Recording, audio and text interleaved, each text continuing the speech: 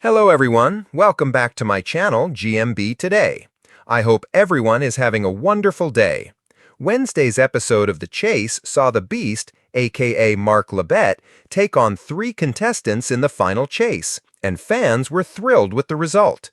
The chase enthusiasts were on the edge of their seats during a nail-biting final chase in Wednesday's March 12 episode.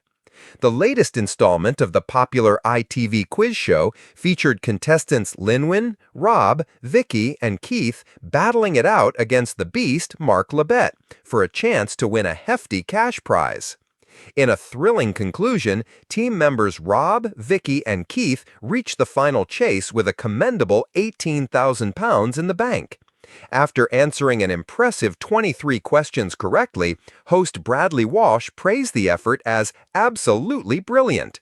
Not even a full house, by the way, he pointed out, while Mark applauded the trio upon his return to the set.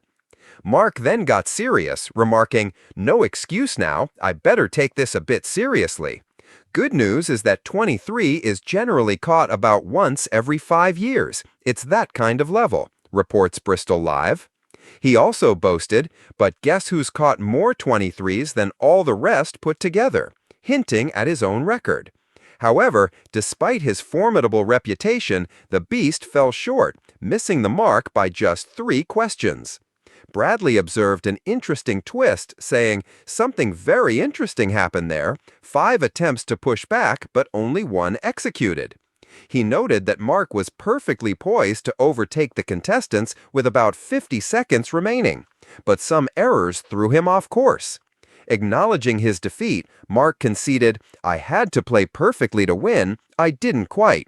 You won it and I lost it. Absolutely well played," while Bradley wrapped up the show, commenting, "It was a fantastic match. It can be done." Following a string of disappointing installments, fans were over the moon with the victory, taking to X, previously known as Twitter, to express their elation. A thrilled fan posted, "Well done today's team, amazing performance," while another enthused, "Nice one, actually deserved to win for a change."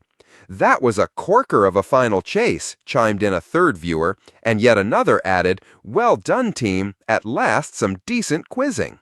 One observer remarked, 23 was a great final score, only managed 1 of the 5 pushbacks and still won by 3. Beast still did very well too, just couldn't keep up. Deserved win overall. The studio lights gleamed brighter than usual, casting a golden glow across ITV's The Chase set. Bradley Walsh strolled out, his familiar grin lighting up the room as the audience applauded. It seemed like another ordinary episode. 4 contestants, 1 chaser, and the chance to walk away with life-changing money. But no one could have predicted the twist that would leave both the studio audience and viewers at home utterly speechless.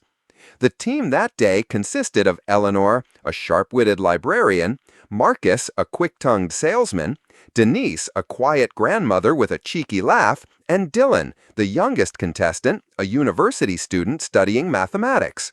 Individually, they were strong, but Bradley teased them that their personalities clashed like custard on pizza.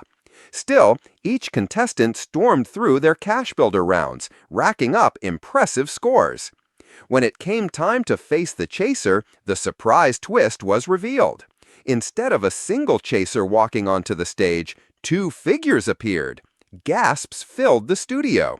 It was Paul the Sinnerman and Jenny the Vixen, together. Bradley, pretending to stagger back in disbelief, exclaimed, "Well, I didn't see this coming. 2 chasers at once? What's going on? Have you lot been stitched up?" For the first time in the show's history, contestants were told they would face a double chaser challenge. The tension was electric. Eleanor clutched her hands together, Marcus muttered, "No way," and Dylan leaned forward with a grin, clearly thrilled at the unexpected twist. The head-to-head rounds were nail-biting. Eleanor narrowly escaped the Vixen's razor-sharp knowledge, while Marcus pulled off a miraculous guess that even Bradley admitted was ridiculous but brilliant.